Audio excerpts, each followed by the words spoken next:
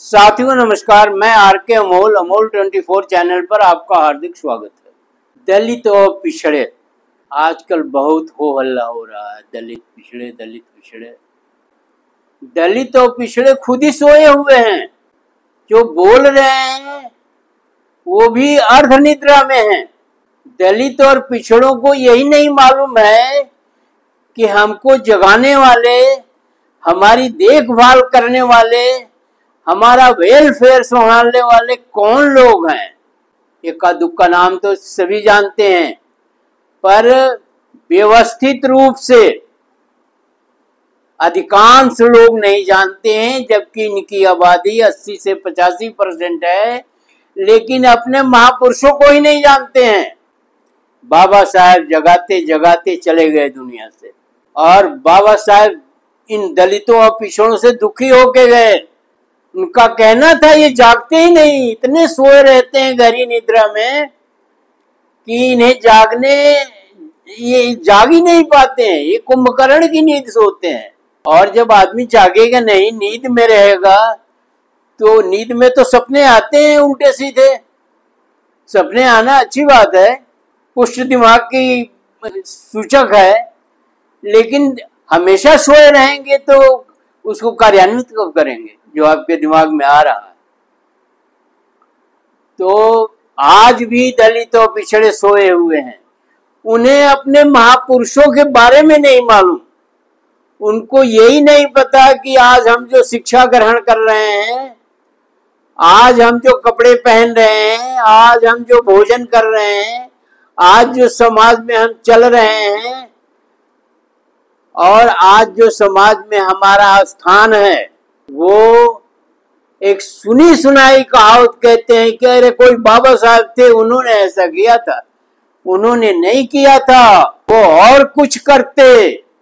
उन्होंने सब कुछ किया, लेकिन आपने उसको अपने संज्ञान में नहीं लाया, अपने दिमाग में नहीं चढ़ाया।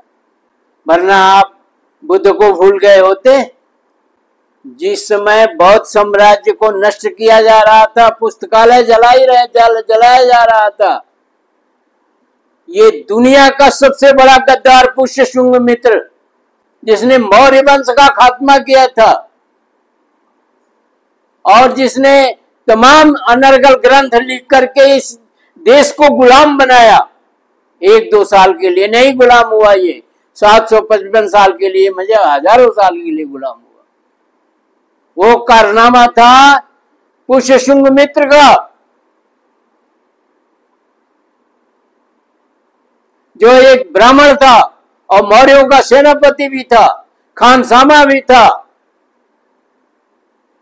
और उसने कितना बड़ा धोखा दिया कि पूरा मौर्य साम्राज्य गया तो गया। मौर्य साम्राज्य का तो ठीक है, कोई बात नहीं है, साम्राज्य तो आते जाते रहते हैं, लेकिन बुद्ध की कृतियों का, बौद्ध विहार का, बौद्ध धर्म को जिस तरह से उसने नष्ट किया, वही कालांतर में इस देश की गुलामी का कारण बना। अंग्रेजों की गुलामी का इतिहास पढ़िए, क्या सोचते थे भारतीयों के बारे में, कुत्ते से ज्यादा नहीं सोचते थे। फिर भी उन्होंने मानवता के नाते अपने स्वार्थ बस इस देश में बहुत काम किया, लेकिन इस देश को बर्बाद करने वाले आजकल हिंदू हिंदू हिंदू हिंदू के बहुत प्रचलन है। जाने कितने हिंदू हो गए हैं। तो हम उसके पचड़े में नहीं पड़ना चाहते हैं। हम दलितों और पिछड़ों के बारे में बताते हैं। दलित और पिछड़े आज भी अपने महापुरुषों के नामों से अनभिज्ञ हैं।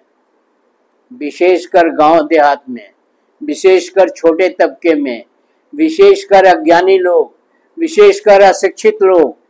अशिक्षा ही तो सारी दुर्दशा का कारण है। अगर आपके अंदर शिक्षा नहीं होगी तो न आप रोजगार पाओगे, न रोटी पाओगे, न कपड़ा पाओगे, मान सम्मान का तो दूर दूर तक लेना देना नहीं। तो हम चाहते हैं कि आप पहले अपने महापुरुषों के बारे में जानिए। इसी के लिए ये वीडियो बना रहे हैं कि आप कम से कम अपने महापुरुषों के बारे में जानें कि ये महापुरुषों ने क्या किया है। अपना जीवन तपा दिया है, अपना जीवन आग में जला दिया है। किसके लिए? आपके लिए। और आपको पता नहीं है कि किसने हमारे लिए क्या किया है। तो पहला नाम उसमें आता है भगवान बुद्ध का। भगवान बुद्ध तो दुनिया के अद्भुत शख्सियत थे, अद्भुत, जिन्होंने समता, समानता और बंधुत्व का नारा दिया, बंधुत्व का कल्चर, संस्कृति लाए। सब समान है, सब में समानता होना चाहिए और सब में बंधुत्व होना चाहिए। ये भगवान बुद्ध का मंत्र था, मंत्र, जिस मंत्र को पढ़ने से इस देश का भी भला होगा, दलितों और पिछड़ों का भी भला होगा और जन जन का भला होगा। बहुत संक्षिप्त में आपको बता रहे हैं। आप कमेंट बॉक्स में बताएंगे तो, लिखेंगे तो विस्तृत भी बताएंगे। दूसरा नाम आता है देवानाम सम्राट अशोक का, जिन्होंने समता, समानता और बंधुत्व का संदेश पूरी दुनिया में फैलाया। अपने परिवार, अपने लड़के लड़कियों को भेज के फैलाया, अपने भिक्षुओं के द्वारा फैलाया और उन्होंने पूरे विश्व में शांति की स्थापना करी। ये छोटा मोटा काम नहीं है। आप अपने घर में शांति नहीं स्थापित कर पाते हैं, वो तो दुनिया में की है। आज जापान, चाइना, वियतनाम, कंबोडिया, तमाम देशों में जो है बौद्ध धर्म फैला हुआ है। बौद्ध धर्म मतलब समता, समानता और बंधुत्व की बात। तीसरा, बाबा साहब अम्बेडकर। बाबा साहब अम्बेडकर का नाम लेते ही ऐसा लगता है जैसे हम स्वर्ग में पहुंच गए।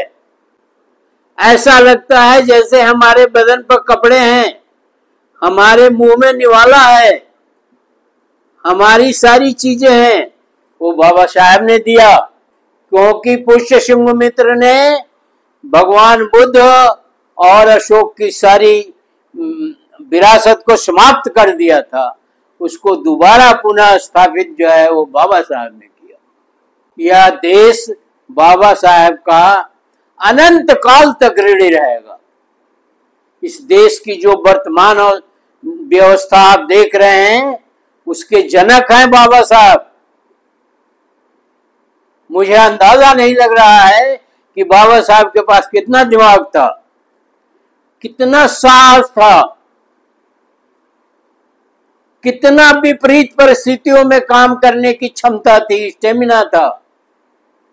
मुझे अंदाजा नहीं लग रहा है। एक अद्भुत शख्सियत के धनी थे।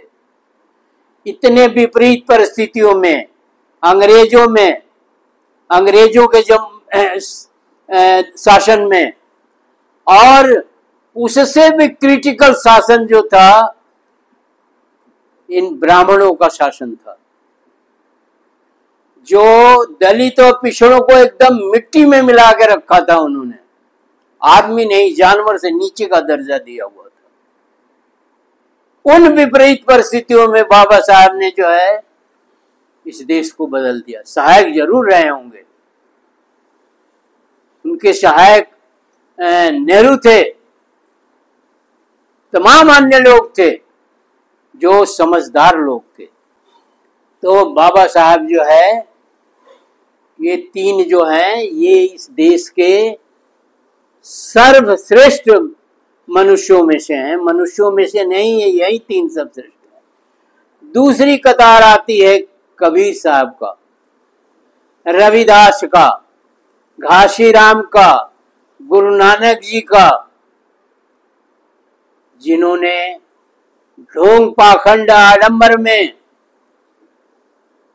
हथौड़े मार मार के ब्राह्मण बाद में छेद कर करके, शख अनगिनत अपमान सह करके, दुर्दशा सह करके उन्होंने गाड़ी को आगे बढ़ाया। कबीर डरते नहीं थे, निर्भीक थे। साहस तो बाबा साहब के अंदर भी अदम्य था। रविदास डरते नहीं थे, रविदास के पास भी साहस था। ये लोग पढ़े लिखे नहीं थे, ये लोग बिना स्कूल के विद्वान थे। कहते हैं ना कि कुछ लोग स्कूल में पढ़ते हैं, कुछ लोग बिना स्कूल पढ़े ही जो है स्कूल चलाते हैं या विद्वान होते हैं। घासी राम थे, गुरु नानक जी थे। गुरु नानक जी को तो कहना ही नहीं है। गुरु नानक जी की व्यवस्था तो सबसे उत्तम है। इतनी सच्ची, इतनी ईमानदार, इतनी निर्भीक लोग थे जो दुष्टता के बीच काम किए। चौथा आपका आ रहा है रामास्वामी नायकर। रामास्वामी नायकर, इन्हें पेरियार भी कहते हैं। पेरियार तमिल भाषा में पेरियार का अर्थ होता है बहुत बड़ा आदमी, बहुत बड़ा। तो रामास्वामी नायकर, इनका एक ईरोड तमिलनाडु के रहने वाले थे। सेलम जो कपड़े का हब है, टेक्सटाइल का हब है, तो रामास्वामी नायकर जिन्होंने ये देवी देवताओं की निर्जीव और अनर्गल मूर्तियों को डंडे से पीटते हुए, जूते से पीटते हुए ले जाकर के फेंका था। इतना साहस, इतनी हिम्मत, इतना कलेजा जिसको कह लीजिए हिंदी में, भोजपुरी भाषा में, मैंने नहीं देखा किसी के पास। ज्योतिबा फूले और सावित्रीबाई फूले, महाराष्ट्र में शिक्षा के क्षेत्र में अद्भुत काम किया है। इनकी तुलना किसी से नहीं की जा सकती है शिक्षा के मामले में। इन्होंने शिक्षा के लिए अपने को समर्पित कर दिया। नारायण गुरु जो केरला में अनेक कुरीतियों के विरुद्ध लड़े, संत गाडगे पूरा अपना जीवन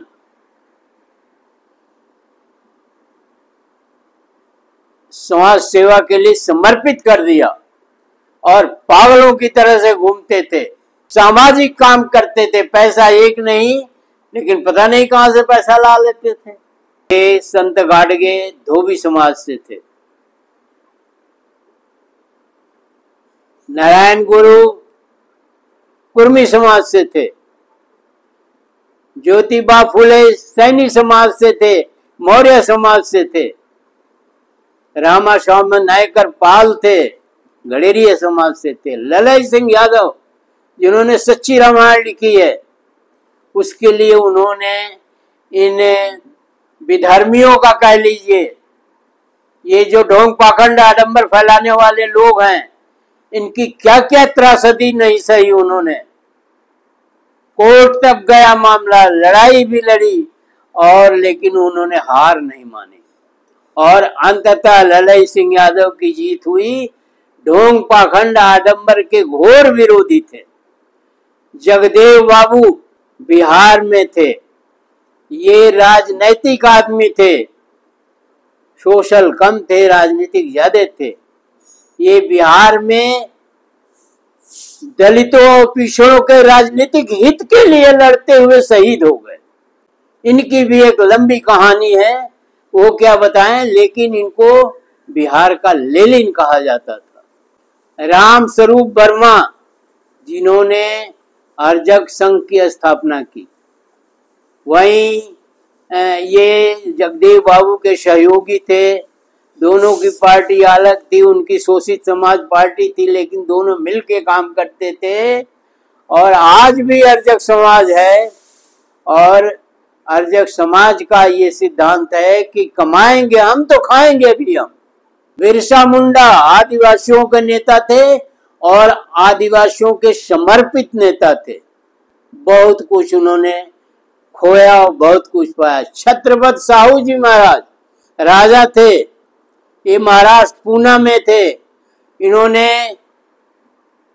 ये राजा थे, लेकिन इनके साथ ब्राह्मणों ने घोर लड़ाई लड़ी और हारे। इन्होंने शिक्षा के क्षेत्र में बहुत सारे लोगों को वो देते थे, स्कॉलरशिप देते थे, वजीफा देते थे कि पढ़िए। और ये पिछड़ों दलितों के बहुत बड़े हितैषी थे। भगत सिंह का नाम तो आप जानते ही हैं। वो देश की स्वतंत्रता के लिए फांसी पर चढ़ गए और उन्होंने गांधी से कह दिया मुझे फांसी पर चढ़ना है, हम भीख क्षमा नहीं मांगेंगे, भीख नहीं मांगेंगे।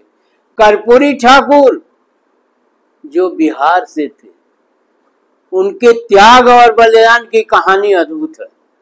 वो मुख्यमंत्री होते हुए भी उनके पास कपड़ा नहीं था, धोती और कमीज पहनते थे। उनके बारे में ये सवर्ण जो 10% 20% वाले हैं, उनका जाने कितना अपमान करते रहे। और वो बिहार के मुख्यमंत्री थे। उनके बारे में आपको बताना नहीं, आप नाम सुने होंगे, जानते होंगे। तो कर्पूरी ठाकुर जी की सादगी, हिम्मत, साहस और लगन की जितनी भी प्रशंसा की जाए वो कम है। झलकारी बाई, झलकारी बाई का नाम आप जानते होंगे। ये वीरांगना थी जो अंग्रेजों से लड़ी थी। उदा देवी, ये भी वीरांगना थी। ये पासी समाज से उन्होंने अपने प्राणों की आहुति दे दी देश की स्वतंत्रता के लिए, देश की आजादी के लिए, और अंग्रेजों से भिड़ गई और अपनी जान भी निछावर कर दिया। फूलन देवी का अत्याचार जो है सुन के रोंगटे खड़े हो जाते हैं। एक निषाद समाज से थी, उसकी शुरू से बचपन से जिंदगी मैंने पढ़ा है, वहां तक जहां तक उसने आखिरी किया, गोली चलाई। क्या क्या नहीं हुआ उसके साथ। बचपन में वो जमींदारों के बोझा ढोती थी। कितना आदमी बर्दाश्त करेगा, कितना आदमी इनकार करेगा, कितना। अंततः वही हुआ। झेलते झेलते वो लाला राम और श्री राम ने उसको नंगे रात को पानी लाने के लिए कुएं से भेजा और उसका प्रतिशोध जागृत हो गया। और इस तरह से जागृत हो गया प्रतिशोध कि उसने 16 ठाकुरों को लाइन में खड़ा कराकर गोली मार दिया। गलत था, लेकिन उसके हिसाब से, उसके अत्याचार के हिसाब से, उसके प्रतिष्ठा के हिसाब से गलत नहीं था। तो ये फिर आता है काशीराम जी आते हैं। काशीराम जी का भी व्यापक प्रभाव था। बाबा साहब ने संविधान लिखा था और काशीराम ने संविधान को धरातल पर उतारा, उसका राजनीति में धरातल पर उतारा उन्होंने, और सरकार बनाई, उपलब्धि प्राप्त किया और वो सरकार चली। इस तरह से मुलायम सिंह जी भी हैं, इस तरह से स्वामी प्रसाद मौर्य भी हैं, इस तरह से अन्य लोग भी हैं जिन्होंने आपके लिए काम किया। ठीक है, सबका काम बराबर नहीं होता है, सबका समय बराबर नहीं होता है, सबकी स्थिति नहीं बराबर होती है, सबके पास बराबर का दिमाग नहीं होता है, सबके सामने परिस्थितियां उतनी विपरीत नहीं होती हैं। तो इस तरह से अन्य भी जो है आपके, और भी अन्य जो है पिछड़ों दलितों के नेता हैं जिन्होंने काम किया। उनका एक छोटे से वीडियो में उल्लेख करना संभव नहीं है, लेकिन मैं आपसे आग्रह करूंगा, निवेदन करूंगा, प्रार्थना करूंगा कि आप खोज खोज करके इनकी जीवनियां पढ़िए, इनके संदेश पढ़िए, इनका मनन करिए और इनके बताए रास्तों पर चलिए। ढोंग पाखंड आडंबर खत्म करिए।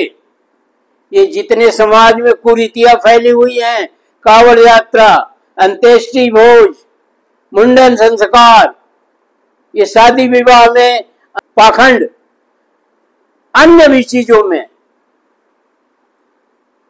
इन मंदिरों में देखिए क्या नंगा नाच होता है, धर्म में क्या होता है, और अन्य चीजों में मनन करिए और यही इन महापुरुषों के प्रति आपकी श्रद्धांजलि होगी। तो ज्ञान की महत्ता को समझिए। डिग्री ले लेने से आप ज्ञानी नहीं हो जाएंगे, इस बात को भी समझिए। बाबा साहेब की, कबीर की, जितने महापुरुष बताए, इनकी किताबें पढ़िए, उसको समझिए, दूसरों को समझाइए, उस पर अमल करिए, वो ज्ञान है। प्रेमचंद की किताबें पढ़िए, उसमें बहुत सारे दलितों के बारे में प्रकरण है। अन्य लेखकों की भी किताबें पढ़िए, बहुत सारी किताबें हैं। सम्यक प्रकाशन की किताबें पढ़िए। यही बाबा साहब के प्रति सच्ची श्रद्धांजलि है, महापुरुषों के प्रति है, और इसी से आपका कल्याण भी होना है। आपके ज्ञान से सब डर के भाग जाएंगे, आपके धन से नहीं भागेंगे, आपकी लड़ाई भिड़ाई से नहीं भागेंगे, आपके जोर जबरदस्ती से नहीं भागेंगे, ज्ञान से भागेंगे। जो कहा जाता है, एक हमारे नेताजी कहते थे ना कि अंबेडकर अंबेडकर अंबेडकर अंबेडकर कहना फैशन हो गया। फैशन नहीं है, ज्ञान की बात है। और भगवान भगवान कहने से स्वर्ग नहीं मिल रहा है, ज्ञान ही स्वर्ग है और अज्ञान ही नरक है। आप वीडियो को ध्यान से पढ़िए, बहुत मार्मिक वीडियो है, जानकारियां हैं इसमें कुछ संदर्भ हैं, तथ्य हैं, ज्ञान है। इसको पढ़िए, दूसरों को भी समझाइए, खुद भी समझिए, कमेंट बॉक्स में हमें भी बताइए। और अगर चैनल को सब्सक्राइब नहीं किया हो तो तुरंत सब्सक्राइब कर लीजिए, हमारा मनोबल बढ़ाइए, और वीडियो को शेयर और लाइक करना ना भूलें। धन्यवाद। जय भारत, जय संविधान।